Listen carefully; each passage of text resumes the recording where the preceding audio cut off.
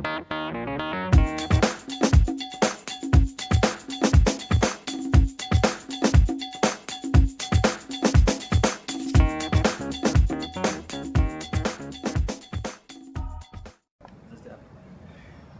why don't you introduce yourself? Oh, hello, I'm Baron Vaughn. Smello. And what are you doing here at South by Southwest? I am here at South by Southwest to do some stand-up comedying and a little podcasting as well. Okay, what podcast do you... I have a podcast on the Earwolf Network called Malton on Movies with Leonard Malton, where we...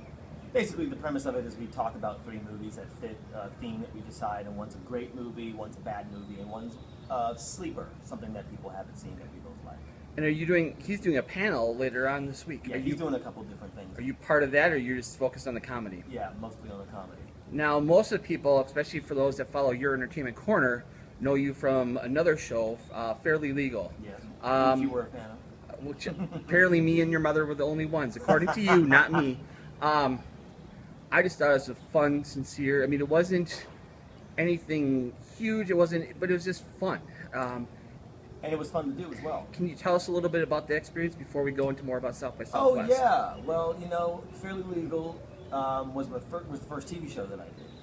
I mean, I had done like a little guest stars here and there and stuff, but this was like a leading role. You know, we shot in Vancouver, British Columbia, not to be confused with Vancouver, Washington, and it was a fun time. You know, it was 2 seasons and 3 years of my life, and I got to know a little bit about Canada, like the crew and the staff, and super awesome. Some friendships that I still have to this day, as well as some of the cast members. We still keep in touch and like talk and see what each other's up to and stuff like that. So it was really cool to just be with a bunch of people who are professionals and like know what they're doing, and we got along, and it was really fun to be in an environment where people were listening and trusting me with something, and being with a bunch of people who felt confident in what they were doing as well. Now, did you feel like an outsider? I mean, the way you're saying it, you didn't feel like you were one of the professionals in well, doing but you know, that? the thing is that they had already all worked on a bunch of different shows. Okay. You know, so it's not like I was an actor, but being paid to be an actor, where I'm in a leading role, was new.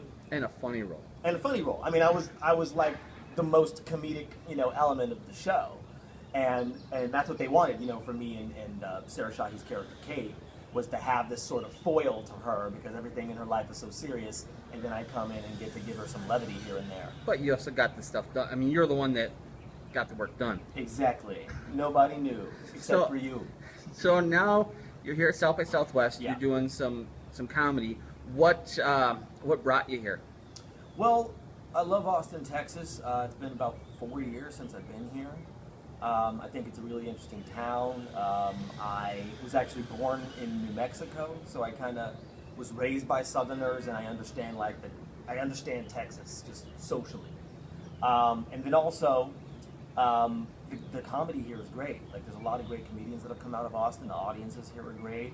And I've never gotten to do South by Southwest before. I've done a couple other, you know, I did a different festival, which will remain nameless. And then I've done the comedy club here, Cap City, a couple times. So it's like, I was happy to come back. So what is your inspiration? What kind of comic? I mean, there's all kinds of different kind of sub comics that we put people into, the Eddie Murphy, the Richard Pryors, you know, George Carlin. What do you draw your comedy from? You know, I think that the question that any comedian is trying to answer is, what do I think? You know, what do I believe in? So, in a sense, I'm trying to figure out, in a funny way, what it is I think about race, what it is I think about America, what it is I think about relationships, you know. And so I'm always wrapped up around the quote-unquote serious issues, if you will, but trying to do it in a way that is absurd, because I'm very, very silly.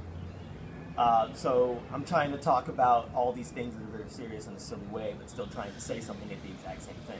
So is comedy kind of the direction you're leaning towards now? Are you still interested in television or film? Yeah, or I mean, what? I'm on a show right now, which is a Netflix series called Grace and Frankie, and in which I'm playing the adopted son of Lily Tomlin and Sam Waterston.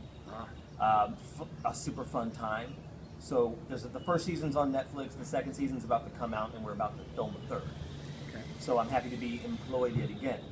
But the thing is, it's like they're the same thing, because it's like I always loved comedy. I always loved stand-up. I always wanted to do stand-up.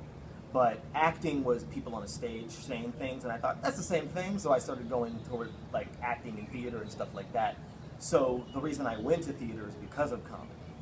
And the reason I went to comedy is because of acting. So it's like they're sort of two hands connected, like a bird flying up to the heavens. Very impressive. What kind of path do you see yourself on? I mean, to go from the Netflix stuff to TV to comedy, I mean, it seems like you're kind of buckshotting a career here, or is there a master plan? Or are you just kind of saying, whatever takes me, as long as I'm happy, that's what I want to do? Yeah, well, I have a general plan, which is to be a creator, and to be a person that creates content, whether that be a script, whether that be an hour of stand-up, whether that be a role that I'm acting in, which is something that someone else created. But ultimately, it's a general idea of being a creator. How that looks evolves as I'm pursuing it. So, like right now, I'm getting more and more interested in like making films, directing and stuff like that, and writing. So it's like I'm heading that direction, but at the same time I want it to be funny. And like a bunch of people who have influenced me, like you mentioned Richard Pryor, but another person that really influenced me coming up was Robert Townsend. And Robert Townsend was making films, as well. And I hope you can hear me over this construction audience. They're constructing as I'm constructing answers, so it all kind of goes our own together. little sound effects. Yes, exactly. That's basically what's going on in my mind. The sound that you hear is what's going on. Exactly. So I'm heading towards, I want it to all be comedy, but I'm heading towards like all these different, it's the age of the multi-hyphenate, and I guess I've always been that, and I didn't know that I could be. So I've always been a comedian by itself, and then I went and switched gears, and I'm an actor by itself, but they all feed each other. So I'm still navigating how they're all going to come together. But I think ultimately it has to do with the fact that I want to create content, create films from my own perspective, direct, write, act, it all, a multi-pronged Hydra-like approach. Now, I recognize you right away from Fairly Legal, but you're still a relatively, and I don't mean that in a bad way, but you're still relatively unknown. I don't take it in a bad way. Who do you see yourself as? Because oftentimes we as fans associate from what I mean, I feel like I know you because I watched you for, 2 years. Who do you see yourself as? A comedian? Who are you to you? I was always more comfortable saying I was a comedian at first. It was always hard to say that I'm an actor because technically anybody could say that they're an actor. And I went to theater school, and so I'm quote unquote trained and all that stuff. But I was getting paid as a comedian before I was getting paid as an actor. So it's like I could professionally say that I'm a comedian, and it always felt more comfortable than saying I'm an actor. But what I say now is actor-comedian, so I've put a slash in there. But it's I don't take offense to you saying that I'm unknown, because the fact of the matter, well, yeah, we'll see. It's 2016, baby. Let's see what's happening. But like the fact of the matter is that there's just so much. You know what I mean? There's so much content. There's so many people to know. So it's harder and harder to separate yourself from the pack, and that's what everyone I think is struggling with.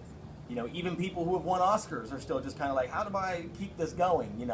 So I see it. That's why I say the word creator, where it's just sort of like if I'm creating content, there's always going to be a desire for it as long as it's interesting and it's good. So sometimes that's like a comedian creates because we create our own acts, but an actor interprets. So it's like I am an actor of the thing that I created, which is my stand-up. So it's like it's hard for me to say I'm a this and I'm a that, but I'm comfortable saying I'm an actor. I'm comfortable saying I'm a comedian. I'm comfortable saying I'm an actor. What's something that you hope to achieve in the next, say, 2 years? I want to make a film. And if budget was not a problem, what would be your dream? What do you want to do? What would be your dream film, dream genre? what is it that, man, if I could get into... You know, they say that the hardest genre to do is supernatural comedy, right? Ghostbusters, right? The movies of Sam Raimi, like Evil Dead 2, Army of Darkness. Stuff that Edgar Wright and Simon Pegg and Nick Frost do, like Shaun of the Dead and stuff like that. So it's like, I really like style, and a lot of my favorite directors have a lot of style with how they do things. So it's like, if money was no object, I would be making some weird stuff that is genre bending. You know, it would be stuff that has, you know, magic, horror, suspense elements, but also still funny at the same time. And last question, what is it that you do in your free time when you're not performing or what? I'd like to say reading, but by reading I mean playing video games. So I have a PS4, and I spend some time with her, and I call her my other girlfriend. And you know, yeah, I do a lot of reading, and I'm trying to like get into some more quote unquote healthy stuff. Very Californian, eating things that are green, you know, and stretching a lot. But yeah, so like reading, and I'm a student of that, which I do. You know, I'm a big fan of comedy and a big fan of movies and TV, so I watch a lot of it as well. What do you like? In terms of all of it? Yeah. Well, I can tell you who some of my favorite comedians are right now. The first comic that comes to mind is Jen Kirkman. I think that Jen Kirkman is one of the best working comics right now. She's a special on Netflix that I thought was just so solid and so honest. TV shows that I'm watching, I like Blackish, I like Carmichael's show, I like Fresh Off the Boat. I finally started watching Broad City. It's just so good and so funny. Game of Thrones, obviously. And then movies, it's all over the place. Movies are all over the place. Let me think of the last movie I liked a lot. You know what? I'm a person who really likes Straight Outta Compton a lot.